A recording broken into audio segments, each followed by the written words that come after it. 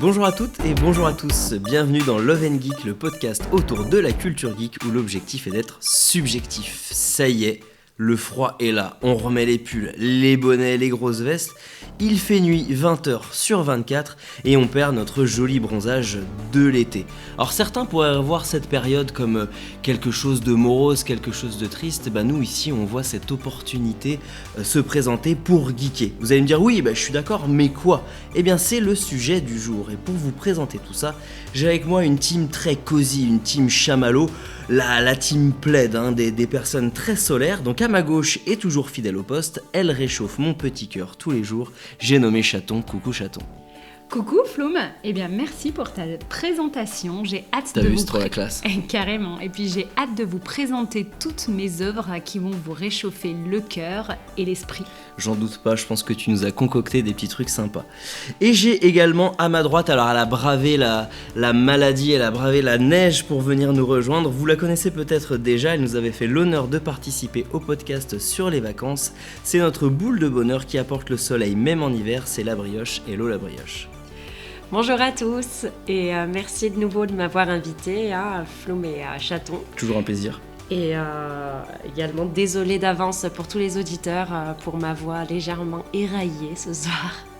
Tu passes très bien. Les Tout va bien se passer. Alors moi je suis hyper content de vous avoir à mes côtés pour présenter tout ça. Je pense qu'on va se faire un super podcast tous les trois. Je pense que vous nous avez concocté des petites recettes geeks miracles. J'en profite avant qu'on rentre un petit peu plus dans le sujet. Si c'est la première émission, si c'est le premier podcast que vous écoutez nous concernant, sachez qu'on fait des podcasts à peu près toutes les 3 semaines sur différents thèmes, sur l'actualité, sur des choses qui nous tiennent à cœur. Vous pouvez également nous suivre sur les réseaux sociaux, on est présent sur Facebook, sur Instagram, sur une bonne partie des plateformes d'écoute traditionnelles. Si vous voulez nous soutenir, un petit like, un commentaire, un partage ou tout simplement un bon bouche-à-oreille, ça fait toujours plaisir. Je pense qu'il est l'heure de s'y mettre. Love & Geek vous accompagne pour l'hiver, c'est parti, jingle.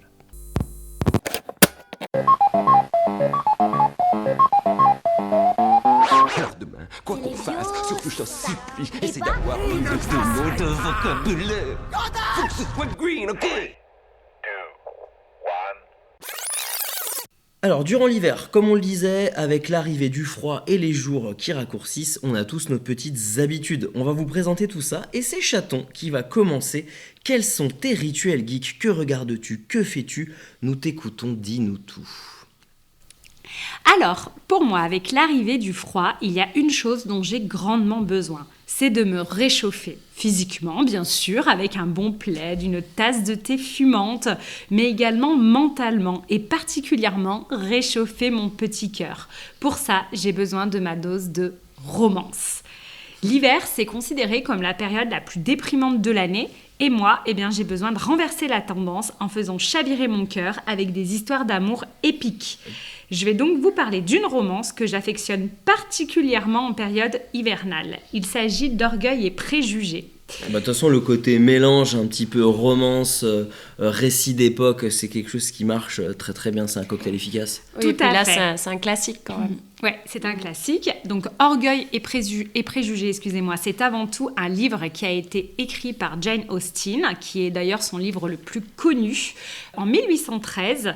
Et c'est également 2 films connus, un qui est sorti en 1995 avec Colin Firth et un autre en 2005 avec Keira Knightley. Pour résumer un peu l'histoire, il s'agit d'une histoire qui se passe en pleine époque victorienne en Angleterre. Nous suivons la jeune Elizabeth Bennet. C'est une jeune femme issue d'un milieu modeste. C'est une jeune fille qui est très en avance sur son temps, qui est libre dans sa tête, qui est franche, qui est intelligente et qui ne souhaite surtout pas se marier par convenance. Pour elle, le mariage, c'est lié à l'amour. Cette jeune femme, elle va rencontrer Monsieur Darcy. Un rayon de soleil. Exactement. C'est tout ce que j'ai retenu du film. Parce qu'elle m'a traîné devant. Et effectivement, j'ai retenu ce petit rayon de soleil de Darcy. Exactement. Darcy, sache que je l'adore. Darcy, c'est le protagoniste masculin qui est issu d'un milieu très aisé. Il est très mystérieux, énigmatique et il passe pour un gros snobinard. C'est parce qu'il me ressemble que tu l'adores. Leur première rencontre ne va pas très bien se passer parce que d'un côté, il va y avoir la prétention et les préjugés de Monsieur Darcy qui vont toucher au vif l'orgueil de notre chère Elisabeth. Donc, ça n'a jamais aussi bien porté son titre. Et malgré tout, l'amour va finir par naître entre eux, malgré les obstacles, notamment leurs croyances personnelles, hein, comme on parle d'orgueil, de préjugés, mais également la pression sociale de leur époque. C'est un vrai enemy to lovers, comme je les aime. Alors, je vais peut-être dire une énorme bêtise. Alors, je sais que c'est pas forcément le même contexte, mais je trouve que ce côté un petit peu récit d'époque, romance, alors ça m'a fait penser à Outlander. Ouais. J'ai suivi vite fait un petit peu ce que c'était. Alors, je sais que c'est pas la même problématique, mais je trouve que c'est un peu la même ambiance, non ? Je dirais que l'époque, l'ambiance, en tant qu'experte, why not, mais non, en fait, Outlander, on est vraiment sur de la fantasy pure, donc je suis pas. Ouais, mais il y a des kilts vite fait, des chevaliers, une histoire d'amour. Ça se passe au Royaume-Uni, les deux, peut-être, mais bon, il y a vraiment... non, ça ne se passe même pas au Royaume-Uni, après non, oui, tu as raison. Outlander, donc... Oui, bon, mais la première il n'y a pas trop de lien, si ce n'est que c'est un ennemi to lovers aussi. Ah, tu vois. Voilà. Donc, moi, en fait, ce que j'adore vraiment dans cette œuvre, parce que là, voilà, je parle de romance, et donc, ce que j'aime dans cette œuvre, c'est la puissance des gestes.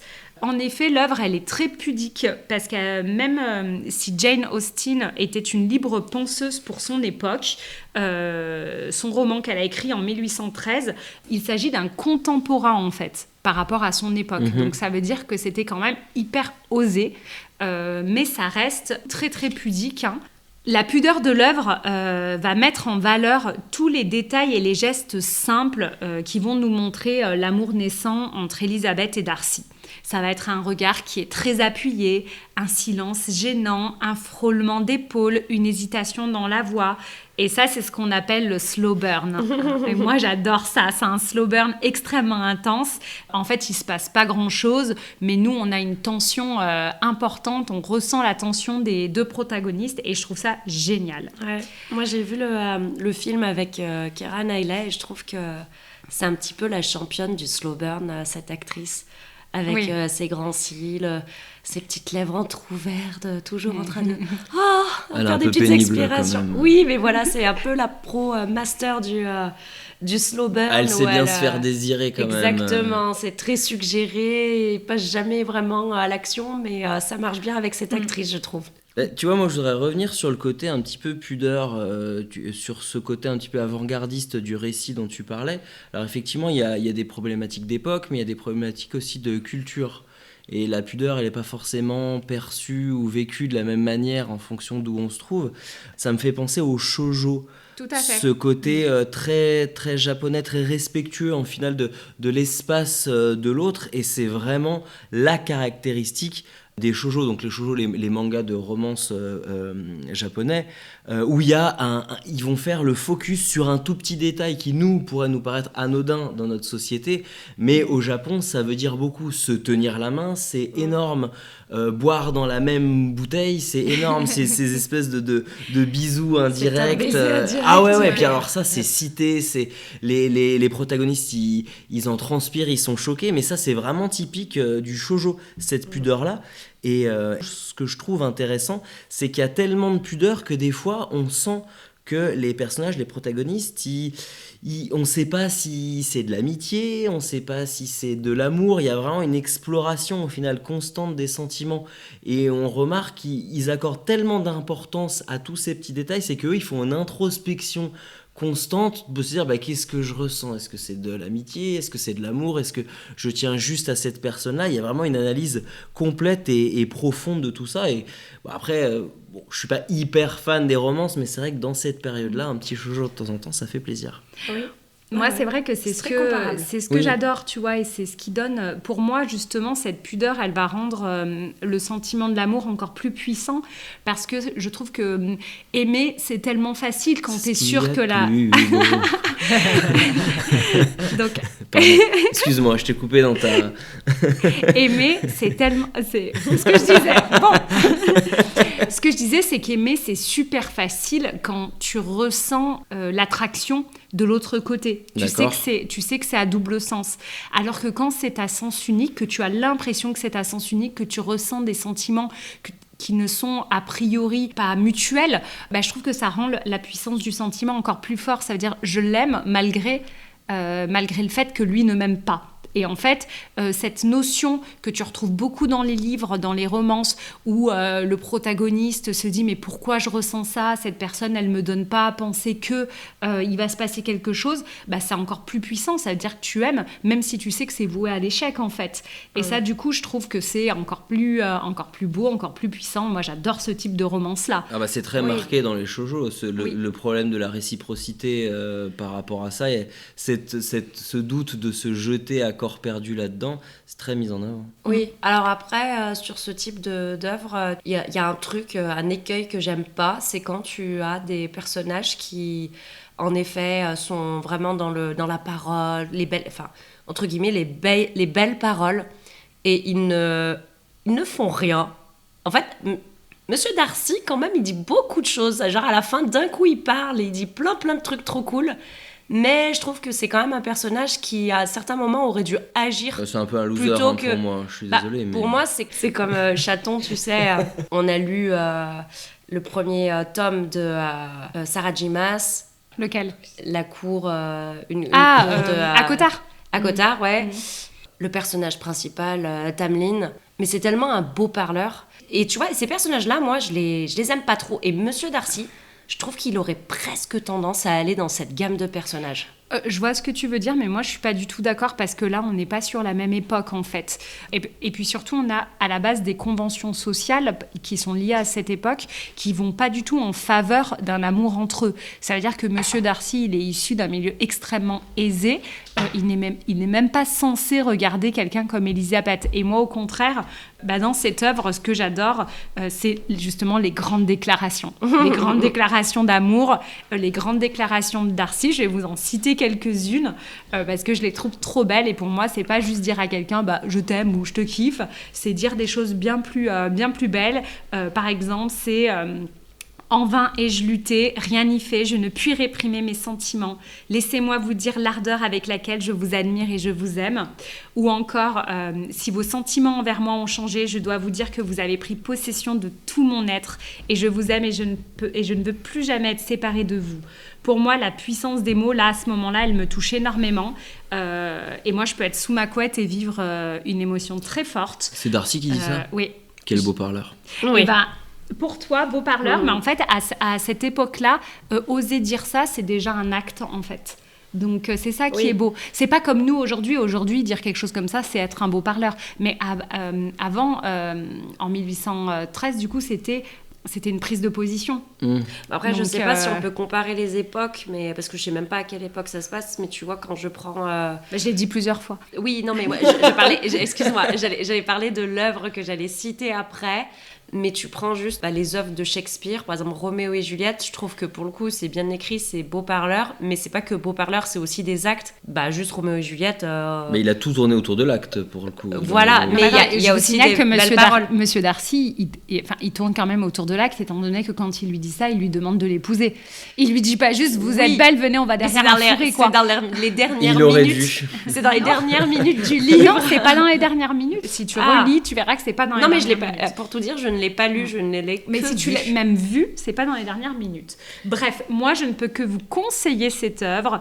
Je vous conseille cette œuvre pendant les vacances de Noël. Sachez que le film de 2005 est disponible sur Netflix. Bon, je vais le regarder alors. D'ailleurs, sur Netflix, moi je reviens sur mes petits shoujo, je suis très japonais. Mais vous pouvez regarder quelque chose que j'ai beaucoup aimé qui s'appelle Komi cherche ses mots. C'est très mignon, c'est super sympa à regarder. Voilà, c'est tout en pause, c'est tout en douceur, c'est tout en bon sentiment. Et vous avez Horimiya aussi qui est super bien. Et là, pour le coup, on critiquait un petit peu le manque des fois de passage à l'acte.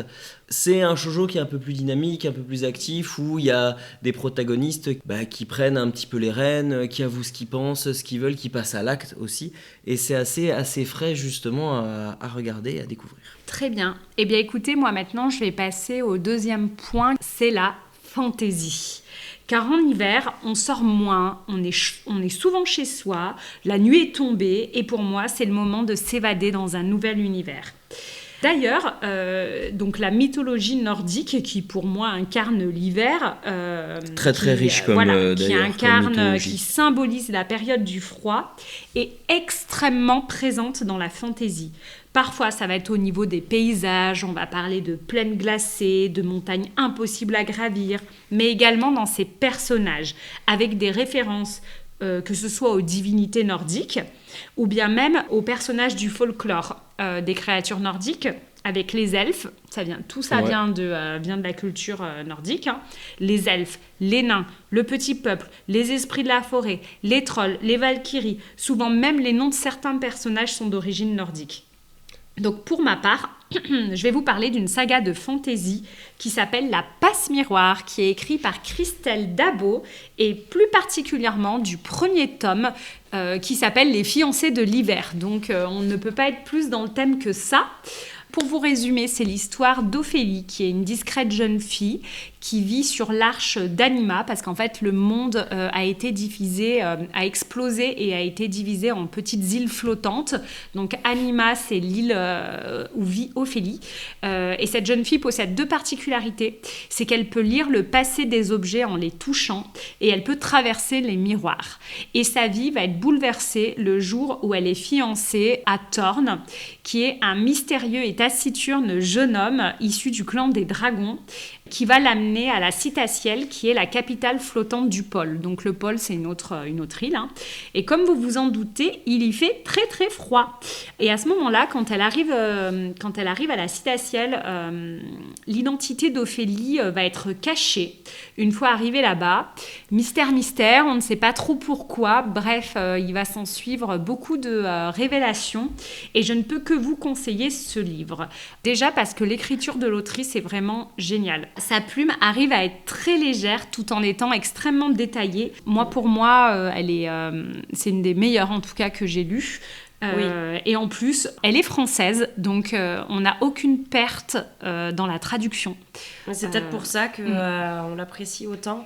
Oui. Les descriptions, elles ne sont pas à rallonge et pourtant elles sont ultra descriptives quand même. C'est-à-dire qu'on est immergé, je trouve, dans tous les différents lieux. Oui. Qui sont magnifiquement décrits, mais c'est pas indigeste comme écriture. Moi j'ai beaucoup apprécié. Surtout que j'ai l'impression, alors moi je l'ai pas lu, hein, tout ça c'est votre domaine, mais j'ai l'impression qu'on est vraiment sur par contre de la fantasy plus. C'est un univers qui est pour le coup très différent de certaines œuvres de fantasy qu'on pourrait connaître, même si on parle de la fantasy assez mainstream comme Le Seigneur des Anneaux, comme Game of Thrones, où là c'est distillé avec beaucoup plus de petits détails, de petits événements fantastiques. Là on est sur quelque chose de pur et dur, très très très marqué. Ah oui. J'allais y venir justement. L'univers de La Passe-Miroir, il est unique en son genre. Je lis énormément de fantasy.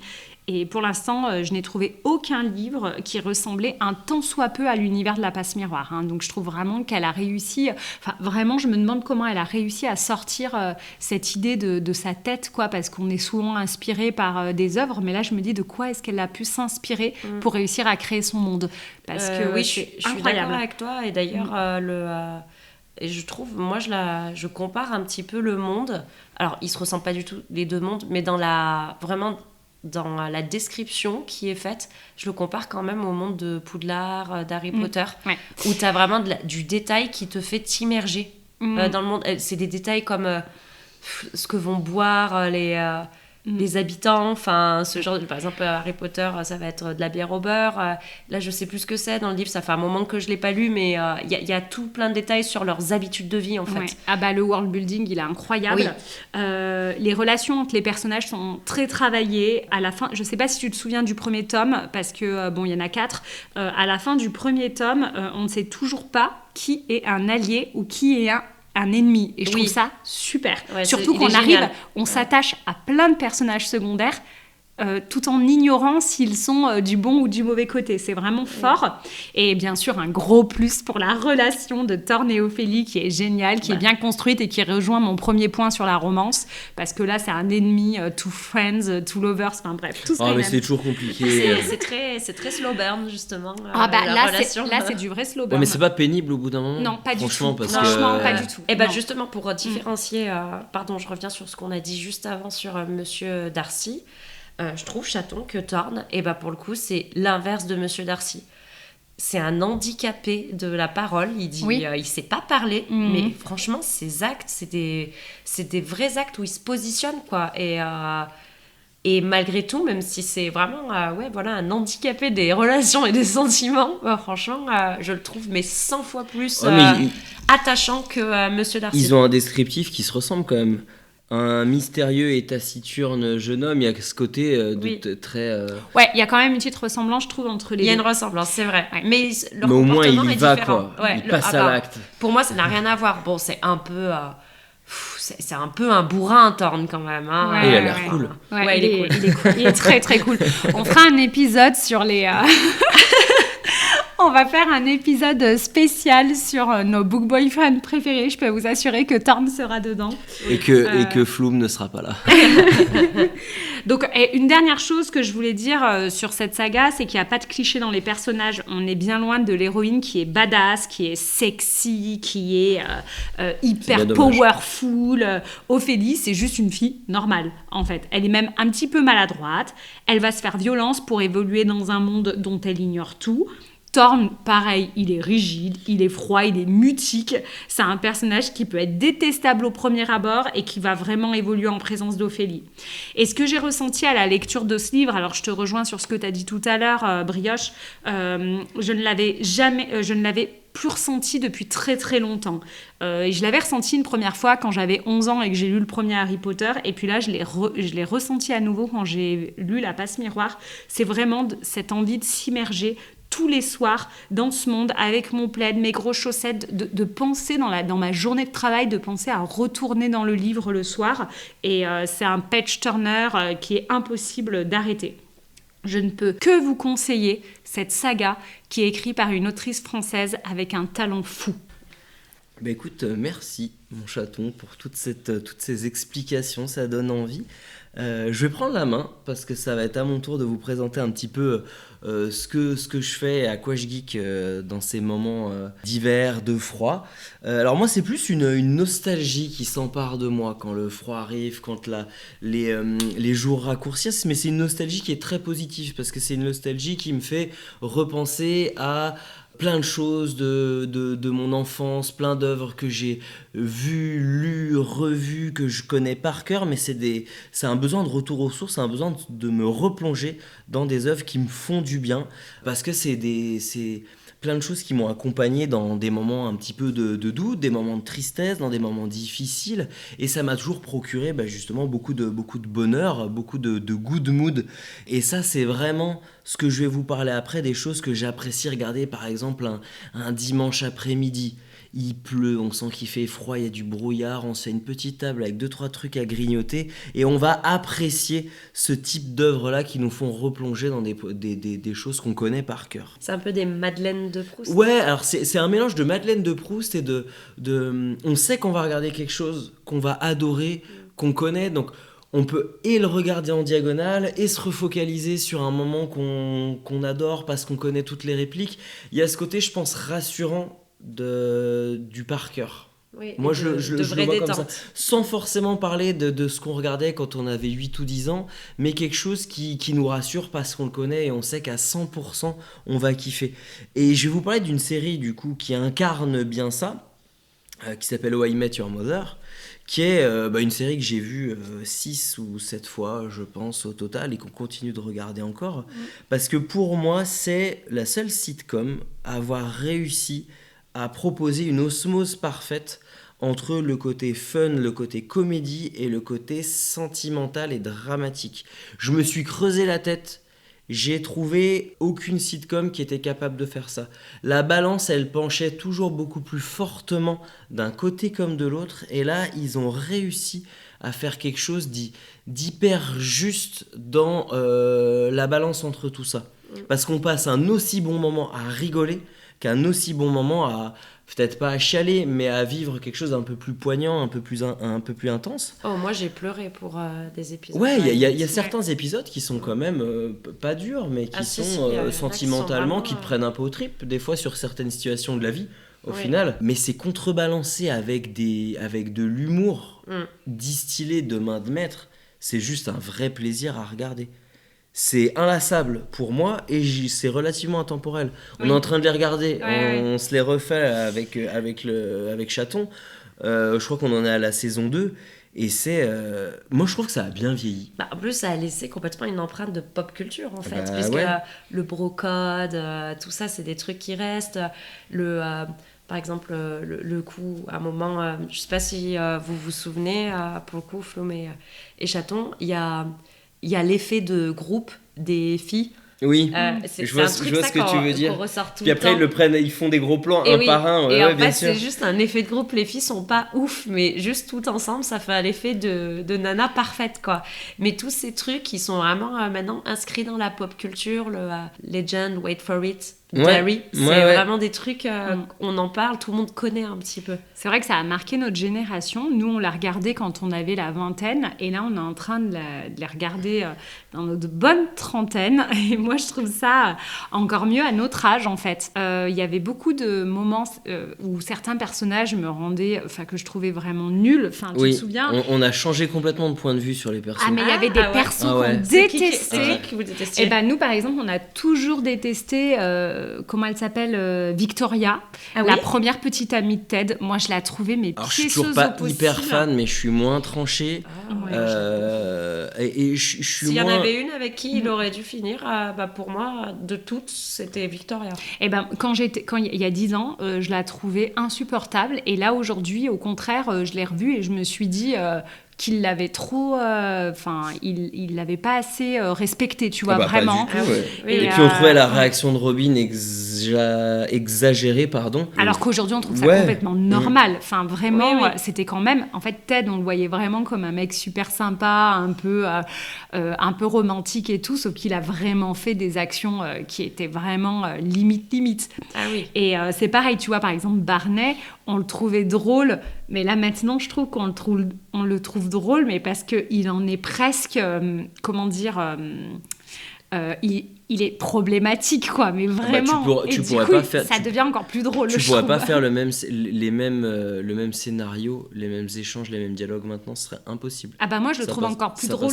Oui, bah ça, justement, mais parce qu'il est encore plus problématique que ce qu'on pensait. Ça serait pas passé, je pense du tout, sur certains passages. Mais du coup, tu vois, on parle des personnages. Moi, ce que j'aime bien, alors outre la réalisation qui est superbe, avec le souci du détail, il y a des scènes très ingénieuses. Moi, je trouve qu'on sent déjà que les acteurs, ils s'amusent profondément à le faire, ça se voit dans leurs interactions, dans leur façon d'être. Et ils arrivent à nous faire oublier la caricature qu'ils incarnent. Moi, c'est là où je trouve que c'est puissant, cette œuvre-là, parce qu'ils ont fait plus qu'incarner le personnage qu'on leur a donné. Parce que pour moi, t'as Ted, c'est le romantique. T'as Robin, ça va être le garçon manqué. Il y a Barney, il joue le rôle du séducteur. Marshall, le rôle du grand enfant. Lily, le côté un petit peu maman, voix de la raison. Ils ont tous un rôle, mais hyper caricatural, prédéfini. Mais ils ont réussi à s'émanciper un petit peu de ça et à avoir quelque chose de beaucoup plus profond, plus complexe. Et à regarder, à analyser, c'est un bonheur, quoi. Tu regardes les scènes de fond, leurs interactions. Des fois, tu vois Marshall en fond d'arrière-plan qui est en train de, je sais pas, de faire n'importe quoi. Mais ça, tu sais que c'est pensé. Mais il y a un souci du détail qui est poussé et c'est un vrai kiff. Oui, je suis d'accord. Et en tout cas, ça se savoure autant que ça s'enchaîne. Tu peux les avaler comme regarder 2-3 épisodes de temps à autre. Donc c'est vraiment une œuvre, moi en tout cas, qui me fait du bien, même si j'ai détesté la chute, et je continuerai de détester la chute. Mais au final, l'important, c'est pas tant comment ça se termine, c'est tout ce que ça nous a fait vivre au fil des saisons. Ah, moi, je suis pas d'accord, Flume. Moi, j'ai pas détesté la chute. Encore une autre, t'es pas d'accord avec moi? Non, mais...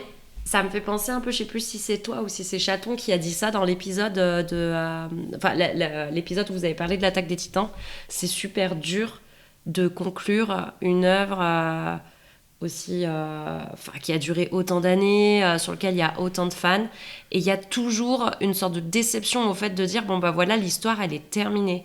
Mais je trouve que pour le coup, face à finalement, à une série qui était hyper légère, hyper comique, ils ont mis un enjeu réaliste sur la fin. Par exemple, du coup, on peut pas trop parler de la fin. Si, mais on spoil tout le temps, vas-y, balance. Désolée. Alors, par contre, je suis désolée, mais là, elle est terminée il y a 10 ans. Oui, cette alors série, on peut du spoiler, coup, quoi. mais du coup, ça donne du poids à se dire, mais pourquoi est-ce que cette série, finalement, elle a duré aussi longtemps ? Mais en fait, c'est parce que lui, il raconte l'histoire à ses enfants, mais il raconte pas dans un... Enfin, genre, tu vas aller au foot, je te le raconte, c'est pas ça. Il le raconte, leur mère, elle est morte, quoi. Il leur refait tout, Ouais. c'est un échange qui... Et c'est pour ça qu'il va autant dans le détail, et c'est pour ça qu'il prend tellement de détours, c'est parce qu'en fait, lui, il veut se souvenir de la vie, il y a vraiment cette notion, ce parallèle avec la mort, et puis finalement, le fait aussi, l'ouverture de se dire, est-ce qu'on a le droit, en tant que parents, que personne qui soit s'est séparé, soit est devenu veuf, à refaire sa vie avec quelqu'un de son passé. C'est toujours une grande question. Et au final, je trouve que moi, j'ai trouvé ça... Je suis complètement d'accord sur cette analyse, mais à la différence de l'Attaque des Titans, c'est que je trouve que ça se sent que l'Attaque des Titans, l'intégralité de l'histoire et de la fin, ils l'avaient. Je pense que au I Met, ils ont composé petit à petit. Je suis pas sûr que quand ils ont posé la saison 1, ils se soient dit la chute ce sera ça. Et je trouve que ça se sent qu'ils ont composé petit à petit parce qu'il y a des personnages qui plaisent, il y a des personnages qui plaisent moins. Ils se disent ça serait quand même bien que Ted et Robin y finissent ensemble. Et alors ils l'ont très bien orchestré, ils l'ont très bien amené, c'est très dans l'air du temps, c'est très réaliste aussi comme fin. Mais je trouve moi que je suis pas certain qu'ils l'avaient pensé comme ça à la base. Et ça se ressent parce que ça arrive d'un coup. Oui, Floum, alors non. Par contre, Floum, je suis d'accord avec toi. Je pense pas que sur les premières saisons, ils l'avaient. Par contre, je pense vraiment qu'à partir je sais plus de laquelle, ils l'ont, cette idée.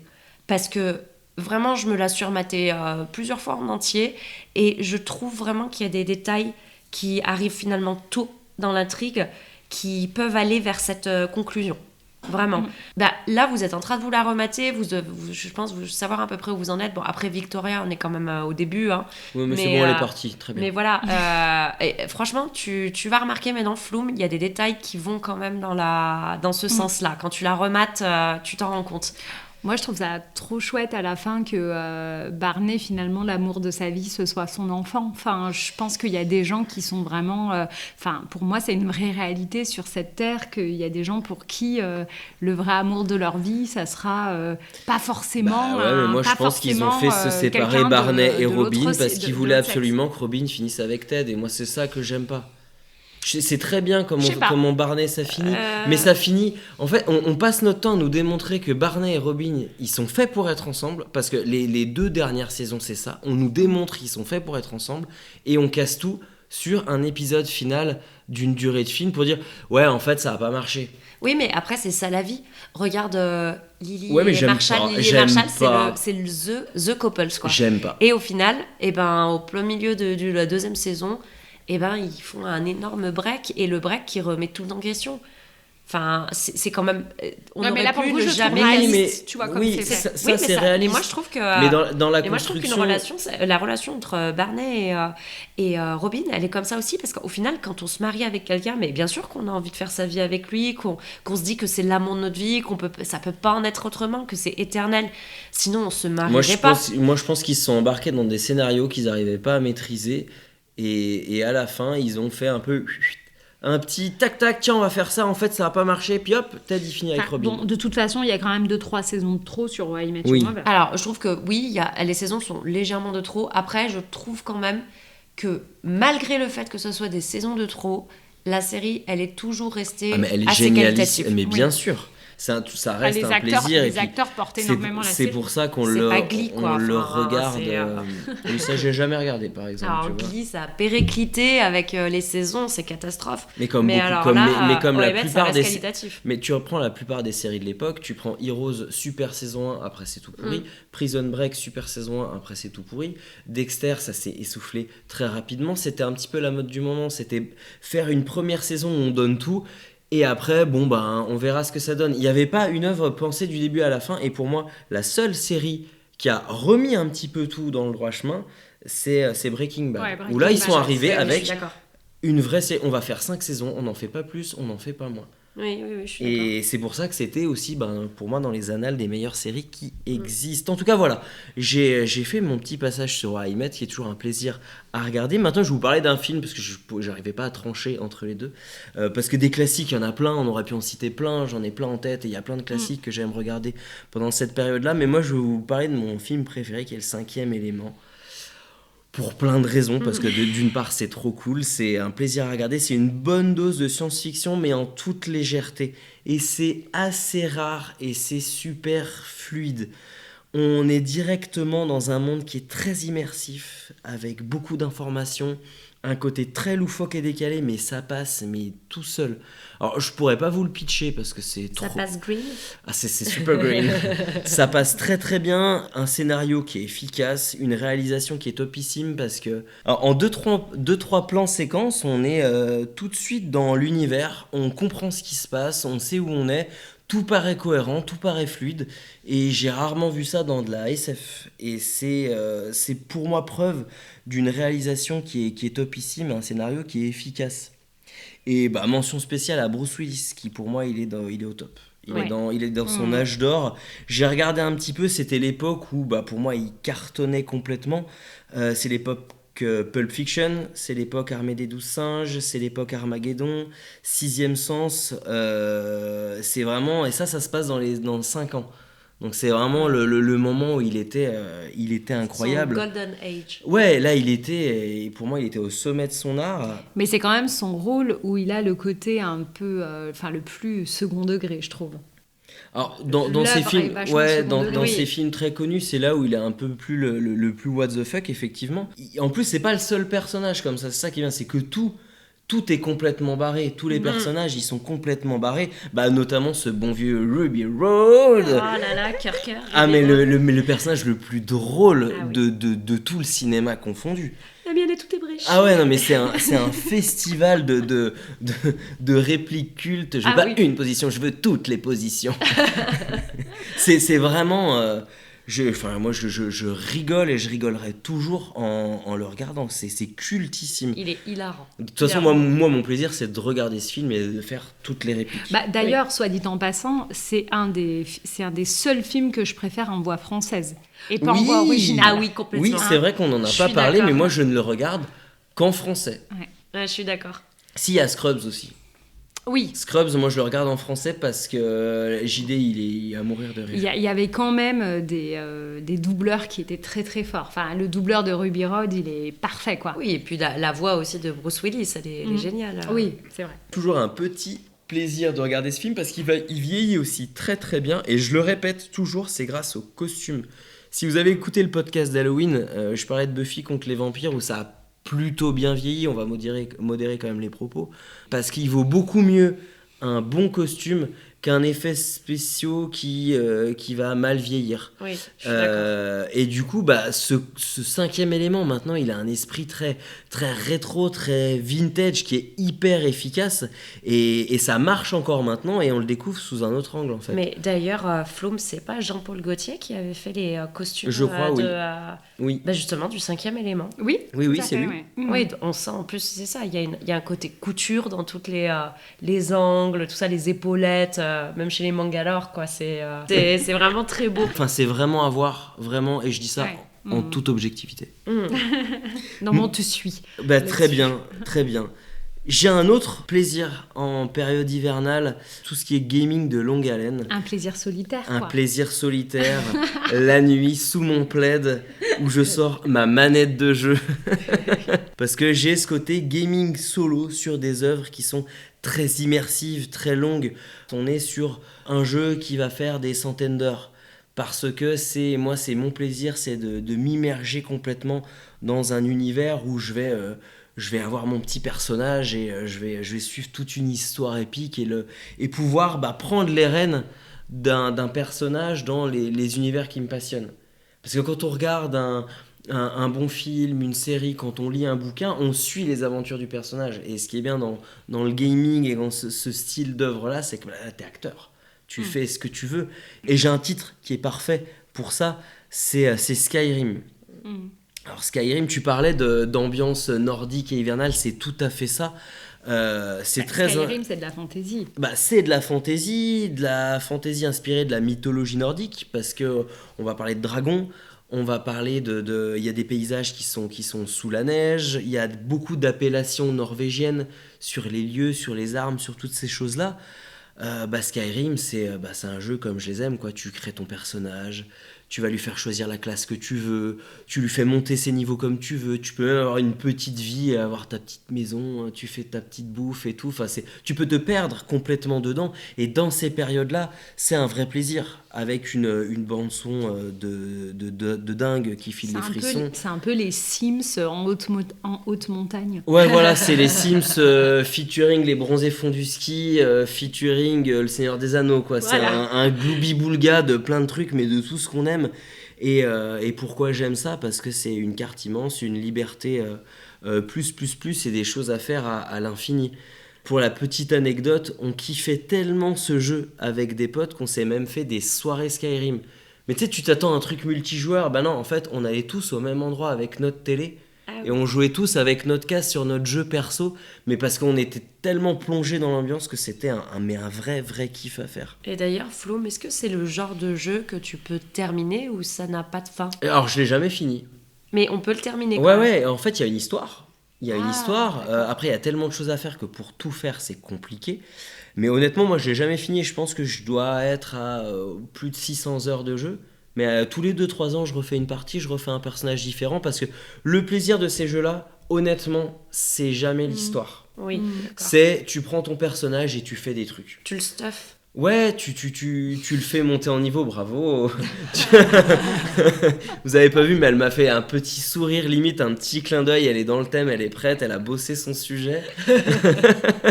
Mais tu vois là, en fait, c'est qu'est-ce que tu vas faire de ton personnage qui est intéressant. Au final, l'histoire pour le coup Skyrim, elle est pas dingue. Le pitch est bien parce que tu te révèles être un enfant de dragon, donc un peu l'enfant de la prophétie qui va absorber les pouvoirs des dragons et changer un petit peu la face du monde. Le pitch est bien en soi, le thème, les quêtes est pas ouf, mais par contre l'univers il est dingue. Et c'est vraiment un plaisir à faire, à jouer. Pour rebondir sur ton sujet, Floum, le gaming, en effet, moi je le vois un peu différemment pendant l'hiver. Je trouve que c'est le moment idéal pour faire des jeux de société entre amis ou en famille. Par exemple, cool, moi je me revois petite refaire des parties de Monopoly avec tous mes cousins, mais c'est des parties Monopoly qui duraient 2 jours, quoi. Tellement personne voulait rien lâcher, c'était vraiment génial. Oui, c'est vrai qu'on laissait la table de jeu pendant 2 jours entiers, les gens ils pouvaient rien poser dessus, on pouvait pas petit déjeuner parce que il fallait qu'on garde tous nos petits sous là où ils étaient. Toutes nos cartes. Voilà, c'est vrai qu'une bonne soirée jeu de société, c'est quand même le feu. Complètement. Et du coup, je trouve que ça rejoint vraiment cet esprit un peu hivernal que tu cites. C'est vraiment le côté où tu fais moins d'activités finalement en extérieur et que tu prends plus de plaisir à rester chez toi, à faire des jeux, mais sous une autre forme, en fait. Oui, complètement. Le Cluedo, c'est un jeu qui marche bien avec une soirée hivernale comme ça Cluedo, aussi. Splendor. Codename, Splendor, loup-garou, c'était plein. Un bon loup-garou en version Secret Story pour certains. Petite private joke. En tout cas, voilà pour le côté grand classique et gaming qui ponctue tous mes hivers. Le chaton pourra en témoigner. Donc je vais galamment laisser la main à la brioche qui va nous faire part de toutes ces petites expériences. Ok. En fait, moi, je rejoins un petit peu ce que vous avez dit tous les deux, finalement, Floum et Chaton. C'est que j'en ai fait ce besoin de retour en enfance, mais aussi ce besoin de cocooning, donc le rituel d'être bien au chaud, sous un plaid, une petite bougie allumée, un thé. Et puis, je pousse le vice encore plus loin, souvent, parce que j'allume Netflix et j'allume Netflix et je choisis de regarder... juste un feu de cheminée D'ailleurs, Waouh. D'ailleurs, il y en a un qui existe sur Netflix, c'est le feu de cheminée The Witcher. Et donc, t'entends vraiment crépiter sur fond de taverne. C'est vraiment très hivernal, j'adore. Si C'est vous voulez le Jasquier tester. qui fait des petites chansonnettes à côté. Il y a une petite musique qui peut apparaître à certains moments Une en petite fond. musique On se croit bardesque. vraiment au fond d'une taverne, devant un bon feu de cheminée. Franchement, je fais ça demain direct. Et c'est génial. Et du coup, en fait, moi, ce que j'aime pour le faire, eh ben, c'est me mettre en fait dans un bon livre. En même temps que je regarde ce feu de cheminée. Et là, je vais vous parler de mon guilty pleasure, on peut dire, de l'hiver. C'est que régulièrement, je me remets dans la saga Harry Potter. Ah bah. Là, je ne vais pas vous la détailler parce qu'on en a souvent parlé dans le podcast. Enfin, vous en avez un petit peu tous parlé. Mais moi, je vais vous parler de mon préféré. C'est La Coupe de Feu. Donc, le tome 4 de Harry. Et je les l'adore. intimes. La Coupe de Feu, parce qu'en fait, je trouve qu'il marque vraiment la transition entre la partie plus enfantine de la saga et la version vraiment beaucoup plus sombre, plus épique, avec plus d'enjeux. C'est quand même le moment dans ce... Donc attention, spoil. Ouais, non, mais tu peux spoiler Harry Potter. Voilà. C'est Mais bon, je l'annonce il y a quand Il y même. a prescription, là. Je l'annonce quand même. C'est quand même le moment déjà plus épique, tout Quand simplement. Hermione meurt, Lol. Non, c'est le retour... qui a rien compris. c'est le retour de Voldemort. Hein. Ouais. Après- Celui dont on ne doit pas Mais prononcer le c'est nom. réellement la première vraie mort à à laquelle fait. on assiste. Exactement. Ouais, c'est la première vraie Après, mort. le côté Et sombre puis était vraiment une mort déjà toute là avec pourrie, en plus, avec hein. le prisonnier Une d'Azkaban. mort moi, je trouve Oui. une mort d'une violence. Non, mais là, c'est la première fois qu'on côtoie Oui. la mort pour de vrai. Oui, et c'est exactement. et c'est vraiment De une manière mort directe. extrêmement violente. Hein. Je veux Oui. dire, là, Voldemort, on sent qu'il a pas de pote. Exactement. Et puis en fait, ce que j'adore dans La Coupe de Feu, c'est qu'on élargit complètement le monde de Harry Potter qui était centré sur vraiment Poudlard, Ah ouais. Préolard. En Et Angleterre. là, on a la Coupe de Monde de Quidditch. On se rend compte qu'il y a plein de cultures différentes, plein de gens différents. En plus, l'effet Coupe du Monde, il est génial, je trouve. Ah ouais. Il est hyper bien retranscrit dans le Ouais. livre. Mais c'était temps que ça arrive quand même, je trouve, parce que c'était très centré Harry, Oui. très centré Poudlard. T'as l'impression que ce monde de la magie, on n'arrête pas d'en entendre parler, mais on gratte que la surface, on sait rien de ce qui se passe. Et ça fait du bien qu'il y ait un petit peu d'infos, qu'on sorte un petit peu d'Harry et qu'on voit ce qui se passe ailleurs, quoi. Tout à fait. Et puis du coup, on a également les écoles de Beauxbatons, donc de France, et de Drumstrang. On ne sait pas trop d'où ils viennent, Drumstrang, mais je pense que c'est vraiment... Est-ce que ça se dit comme ça Drumstrang, je sais pas. Moi, j'ai toujours l'habitude de lire les livres sans Ouais. jamais les lire à haute voix. Donc des fois, j'ai vraiment un nom dans ma tête. Par exemple, je sais pas si c'est McGonagall ou McGonagall. Et je le lis dans ma tête, McGonagall. C'est la mais version c'est peut-être galloise, ça, McGonagall. que t'es en train de nous expliquer. Donc peut-être que je me trompe, Durmstrang peut-être. Et du coup, bon, c'est pas trop Moi, d'où faut ils viennent. savoir que pendant les 3 premiers tomes, je disais pas Dumbledore, je disais Dumblemort. Donc du coup, ça ressemblait beaucoup Ouais, et comment à t'appelais Voldemort. Ron, Oui, et rappelle-nous. tu disais Et Ron. Ron, c'était rond. Donc oui, il y avait vraiment... Bon, c'est vrai que chacun a sa manière de lire. On va dire Durmstrang. Donc voilà, c'est des écoles hyper différentes de Poudlard. Et j'adore cette différence, j'adore les interactions qu'il y a entre les personnages. Et je trouve que c'est vraiment le premier gros point fort du bouquin. Et également, alors le plus gros point fort du bouquin, c'est quand même l'énorme plot twist sur un personnage. Parce que pour le coup, je trouve que quand on lit le livre pour la première fois, on ne peut pas le voir venir. Ah mais pas du tout. Et du coup, c'est pour ça que j'adore le relire. Parce qu'en fait, à chaque fois, on se rend compte de petits détails qu'on n'avait pas vus. Oui. Et qui te font dire, oh purée, ça c'était... Elle m'a laissé un indice, en fait, J.K. Rowling, à cet endroit-là. Elle me l'a laissé et moi, je l'ai pas vu la première fois. Là, je le récupère et je me dis, ah oui, d'accord, ça alimente le plot twist. Donc ça, j'adore. Et puis également, bon, pour revenir à Un chaton, tout ce que tu aimes, le début des premières romances Ah avec bah oui. le bal de Noël. Ouais, enfin, les romances vite fait quand même. Hein. Un C'est pas peu. non Ah, plus.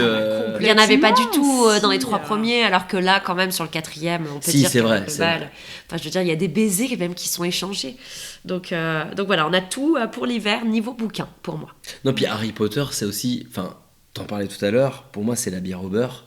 Oui. T'as l'impression que t'as ce côté hyper hivernal. T'arrives dans une vieille taverne, il fait froid dehors, tu prends ta bière au beurre, tu te réchauffes auprès d'un bon feu de cheminée. Et je trouve que t'as aussi la convivialité des Weasley.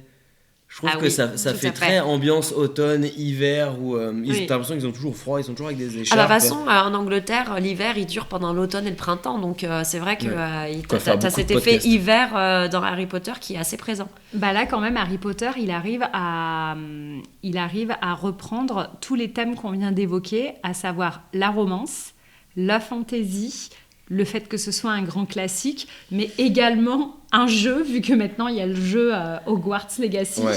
Donc en fait, il y a vraiment, il reprend tout ce qu'on a dit avant.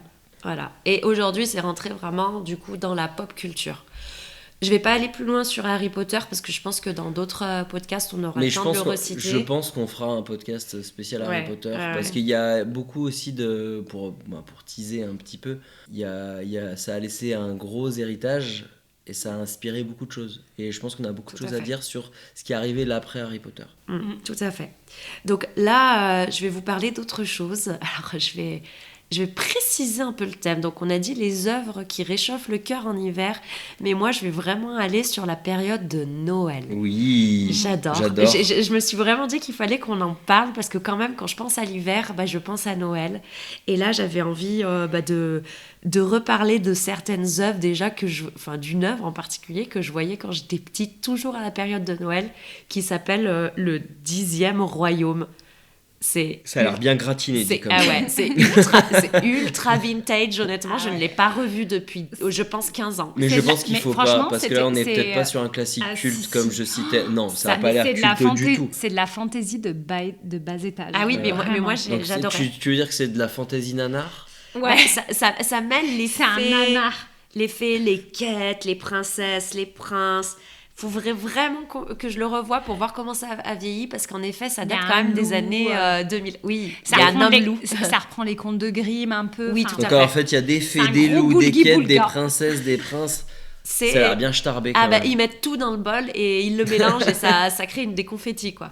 Mais vraiment, ça me fait penser à Noël, ce type d'ambiance. Donc j'adore, c'était le petit guilty pleasure dont je voulais vous parler. Mais aujourd'hui, je vais vous parler plutôt d'une série de Noël.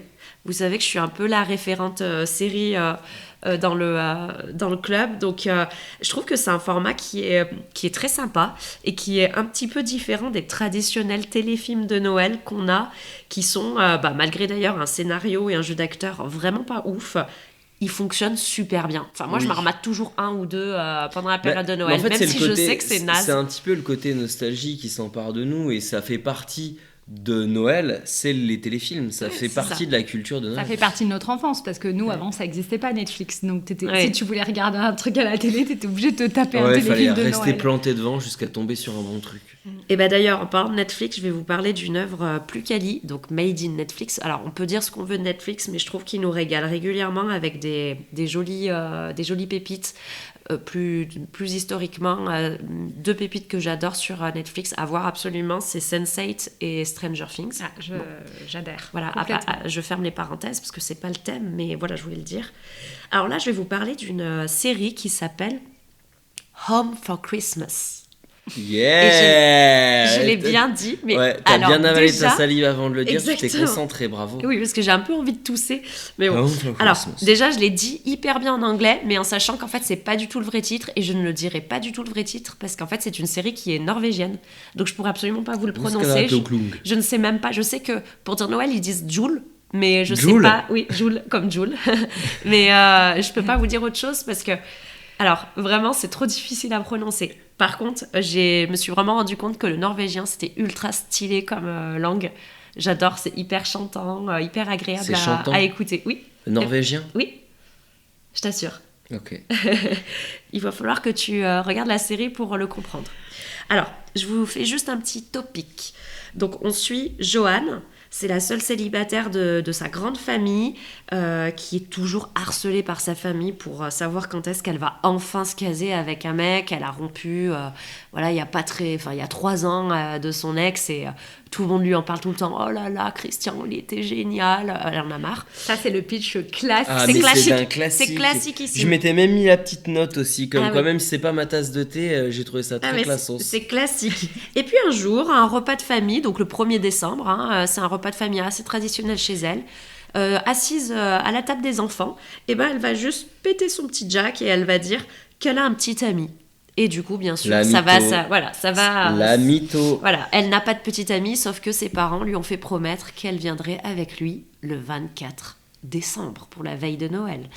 Et donc va s'en suivre un mois de recherche ardue pour Tinder. trouver le parfait petit ami qu'elle va pouvoir présenter à sa famille. Bon alors, jusque-là, on est d'accord, c'est un résumé Ça a été hyper utilisé, cliché. surutilisé. Ouais. Alors franchement, la série n'est pas du tout cliché. Déjà, en fait, je voulais vous dire pourquoi est-ce qu'il faut regarder cette série. Et ben déjà pour ça, parce qu'on nous sert un résumé ultra cliché. Quand on le voit sur Netflix, on n'a pas envie de voir la série parce qu'on se dit, alors là, c'est hyper classique.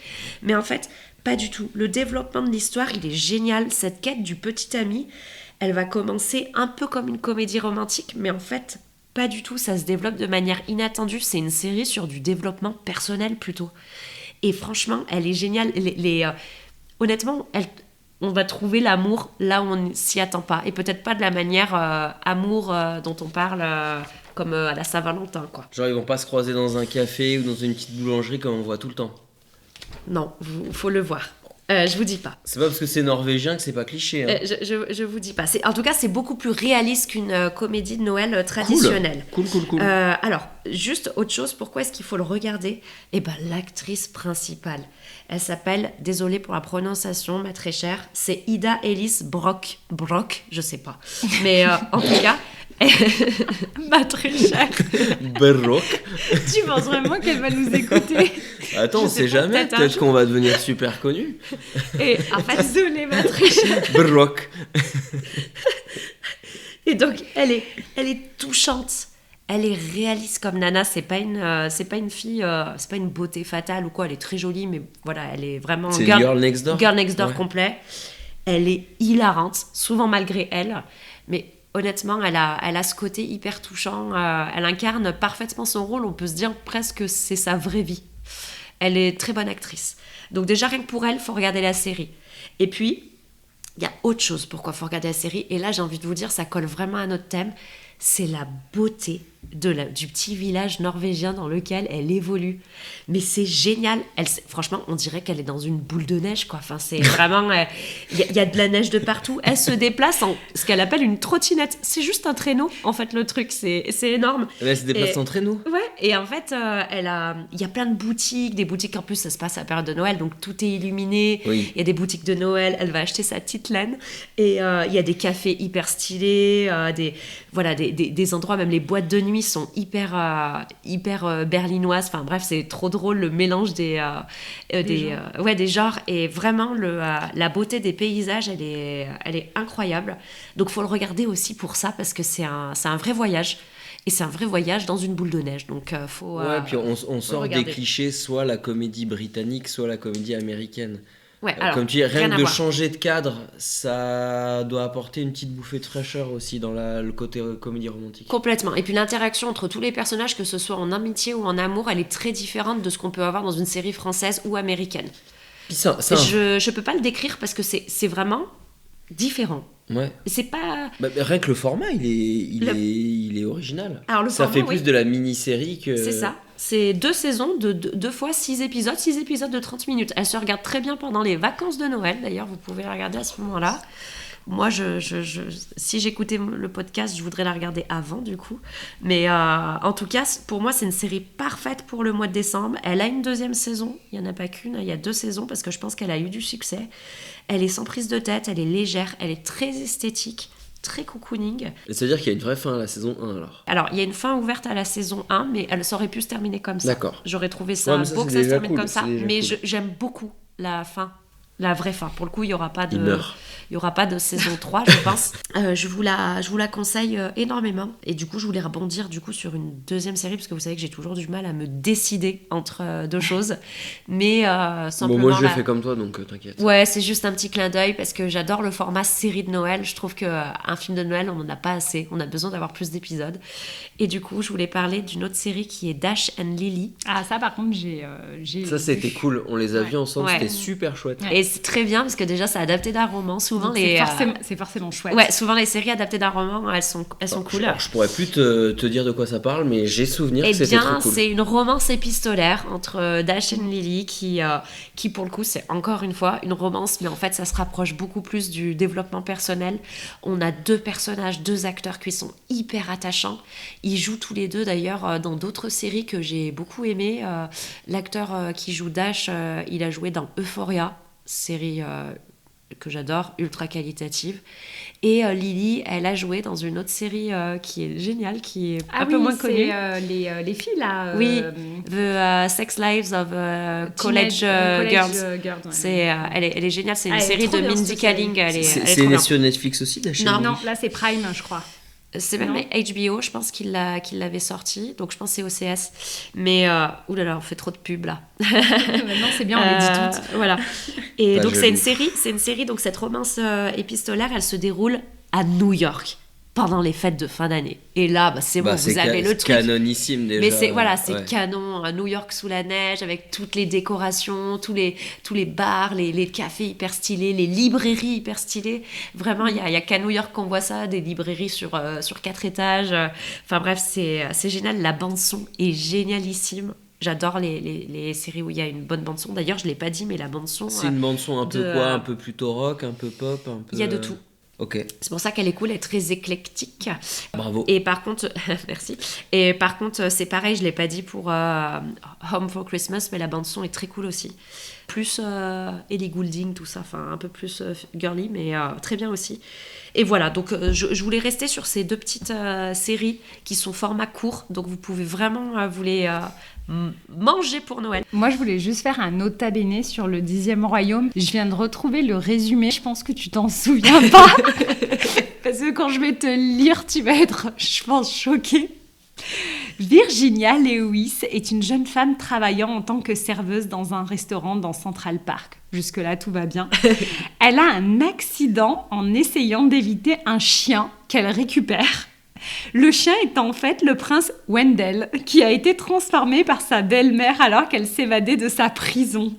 Virginia le suit le lendemain et passe dans le royaume composé de 9 royaumes ayant à sa poursuite Wolf et 3 trolls qui sont fans des Beach Boys. Oui, donc c'est clairement un nanar, la brioche. Honnêtement, ça me donne très envie. Ça va que l'objectif est d'être subjectif, mais il faut peut-être le garder en Madeleine de Proust bien dans un coin de ta tête. Bon, t'imagines, les années 2000, j'avais quel âge du coup? Bon, je le dirai pas, mais j'étais très jeune, donc voilà.